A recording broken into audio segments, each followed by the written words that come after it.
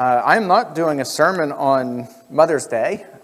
In fact, strangely, I'm doing a sermon on persecution and deception. So I don't know if that's all those years of mothering from my mother Claire that's coming to the surface subliminally, but no, we have a good time. Mom and I do a weekly podcast together, so we get to spend a week together. And though it's a serious, heavy topic, we talk about all things abuse.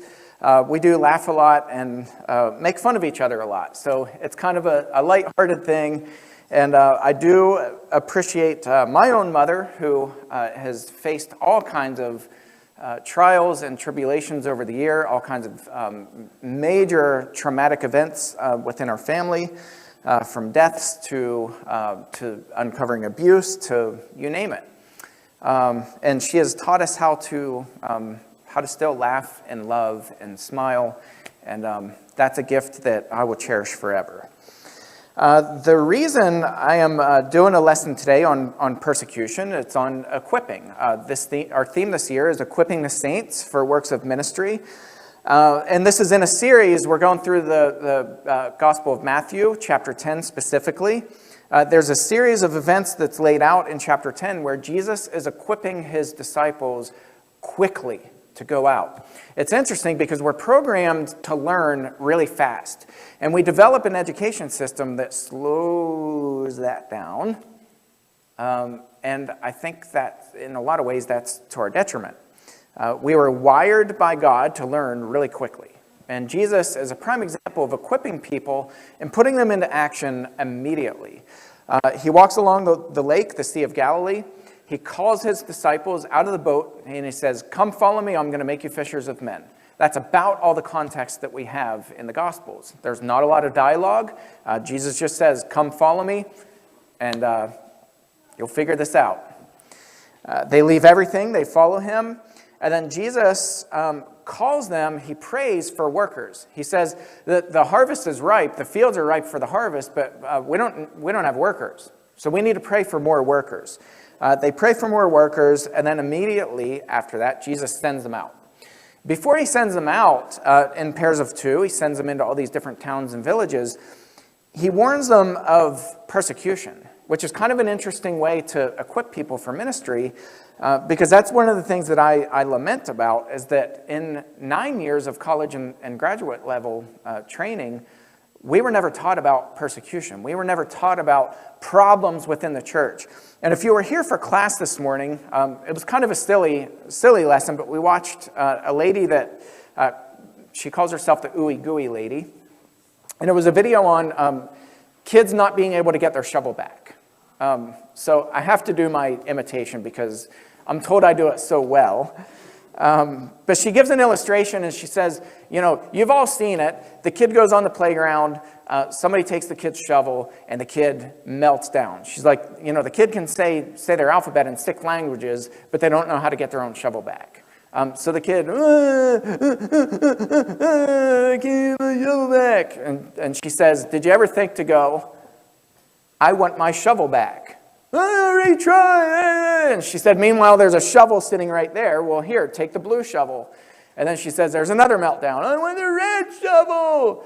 And she's like, you all know people like that. You all know kids like that. And she's like, but here's the thing, adults who are like that. So that ability to learn to get your shovel back, that's a skill that lasts for a lifetime.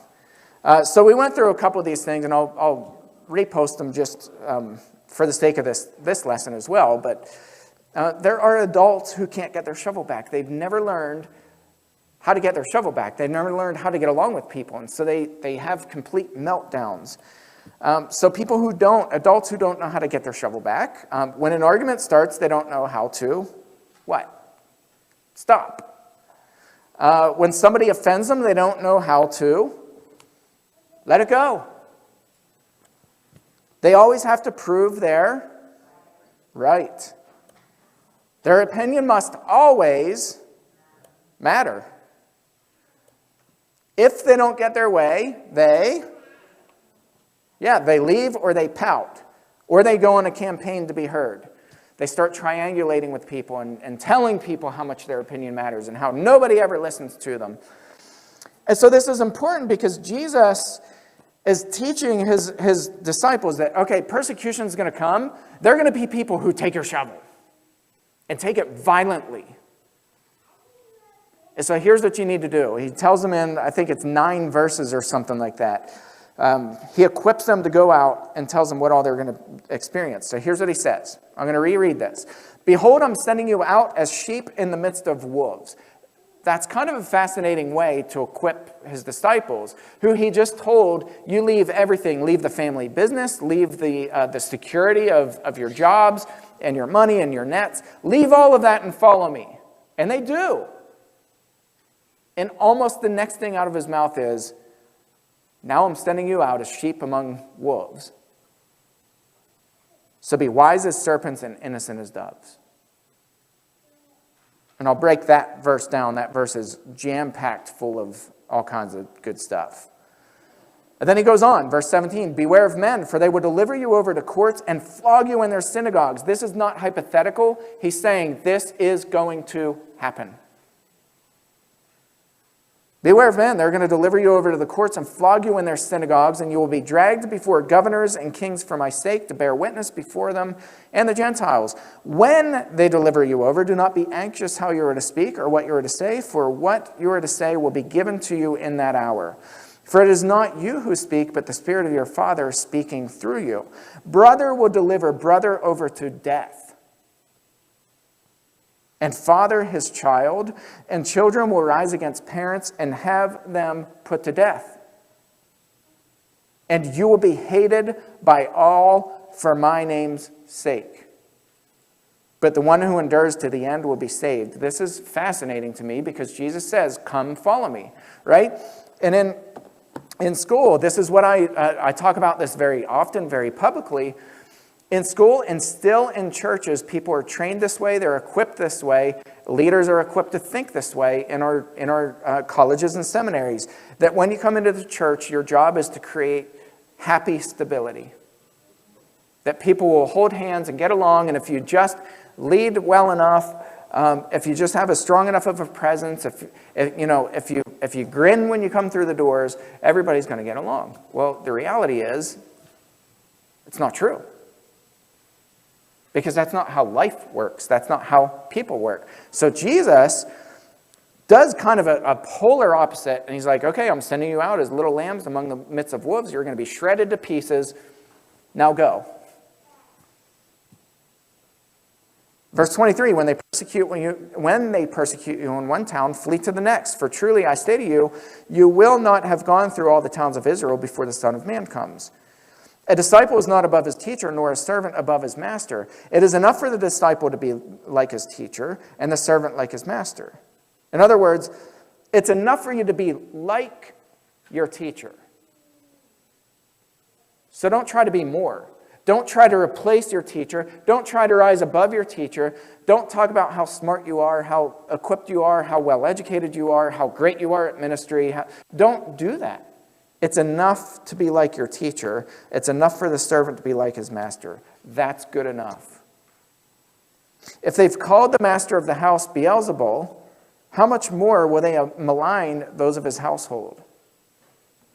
So Jesus is equipping them and telling them, look, they're going to call you Satan in the flesh. They're going to call you demonic names. Be prepared for this. Be equipped. Be ready to run. Be ready to flee. Be ready to pack up and go. Persecution is coming. It will come. It's going to happen. People will be violent, hateful, nasty, mean. So be innocent as doves and be wise as serpents. So I want to talk about that for a second because this is really, really important. And terminology and images that Jesus uses are incredibly powerful and incredibly meaningful. Jesus could have told them to just go out and be wise, be alert, pay attention, be vigilant. But he didn't use that language, did he? He didn't tell them, go out and just be smart, be on guard, watch out, keep alert, be vigilant. He didn't tell them that. He said, I'm sending you out as sheep in the midst of wolves, so be wise as what? Serpents. Where do serpents first appear in the Bible? Little pop quiz. Where at? Yeah, in the Garden of Eden. Specifically Genesis chapter 3 verse 1. Let me read that for you because this is really powerful. By the way, all Jewish people understood what serpents were all about. Genesis chapter 3, verse 1. Now the serpent was more crafty than any other beast of the field that the Lord God had made. Out of anything on planet Earth, the serpent is the craftiest. Be like the serpent. How was the serpent viewed in Judaism? How did Jewish people understand serpents throughout the Bible? What were they known as? They were known as deceptive. They were known as crafty. They were known as smart. By the way, the word in the Greek language for serpent is ophis, not O-F-F-I-C-E. It's in the Greek language. It's spelled very differently.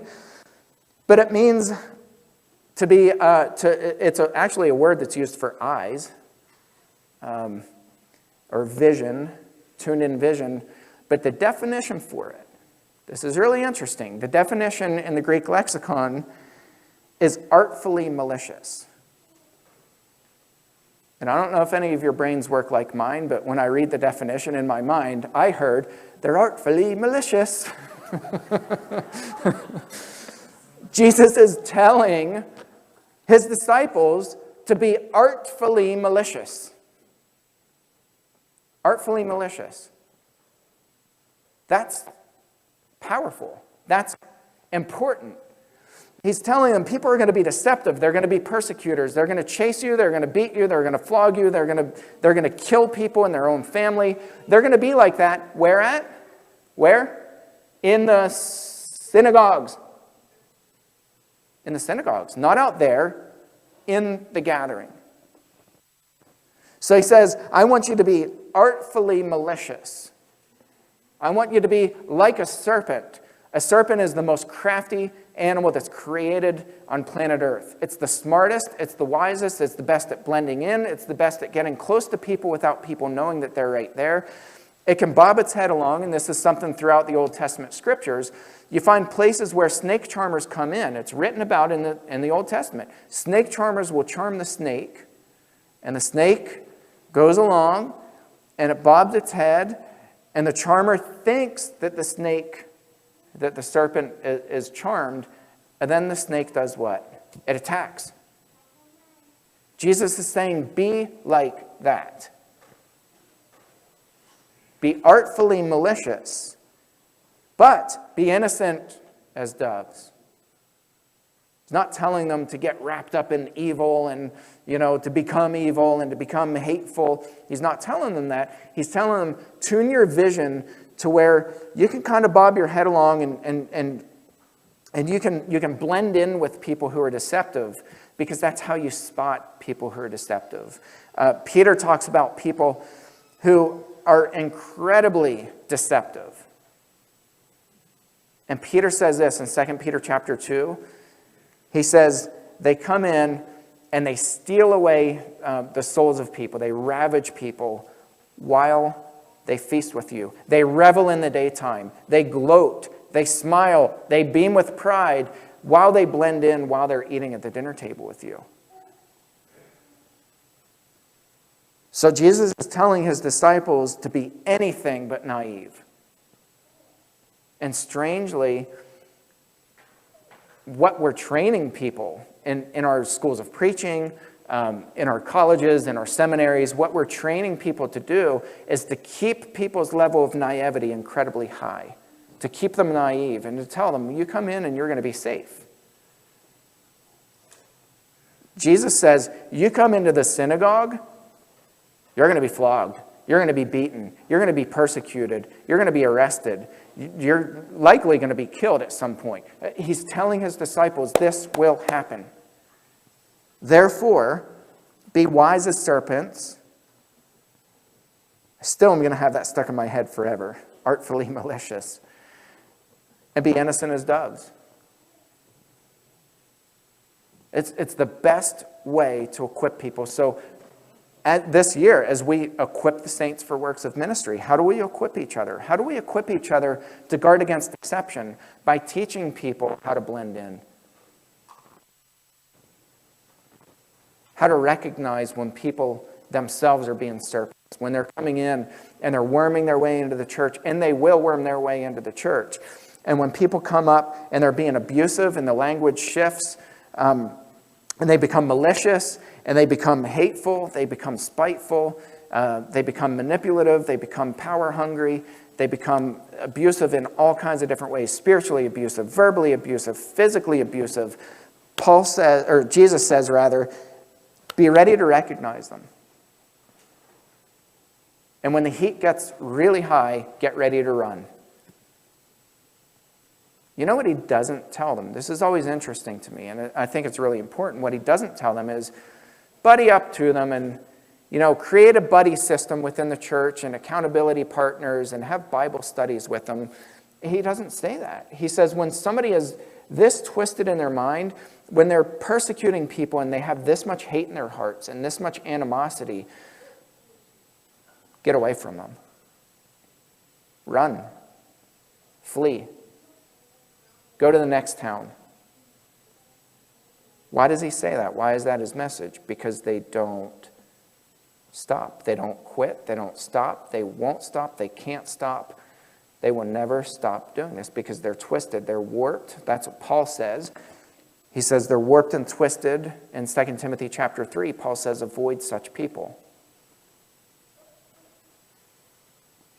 Over and over and over again, the Bible says you can't change the fruit that people produce. Whatever is in their heart is what comes out in the form of their actions, in the form of fruit. You can't change the fruit. Jesus says in Matthew 7, you can't change a thistle tree and make it produce fruit that's edible. You can't do it because it's a thistle. It's a thorn tree.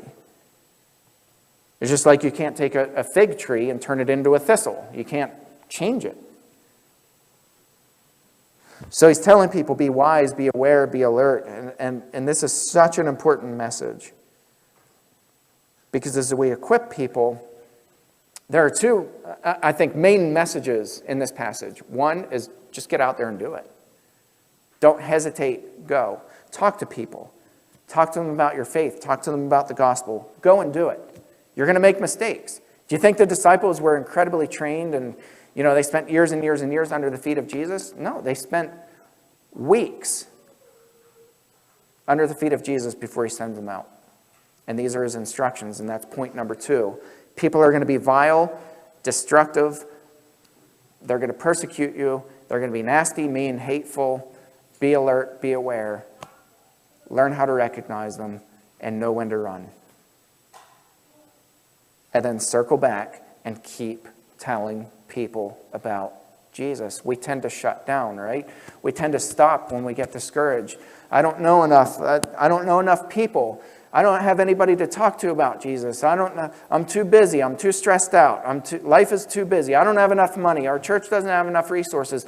And on and on and on and on and on and on and on the excuses go. And Jesus just says, go out there and do it. I'm sending you out now. Go do it. So I want to encourage you to go out and do it. But be aware as you go out. There are people who are going to be manipulative. And if the Bible is right, and I believe it to be right, there are going to be forms of persecution that we face. Be ready for it. Know that it's coming. Doesn't mean Jesus doesn't love you. It doesn't mean that God's not active. It doesn't mean that God's not real. It just means that people are people, and God is right. Go out there and encourage people. Find people to love and to share the good news of the gospel of Jesus with. If there's anybody this morning who has not yet taken that step to put Christ on a baptism, or anybody who has any prayer needs, we would encourage you to come up. Or our shepherds will be in the back as we all stand and sing together.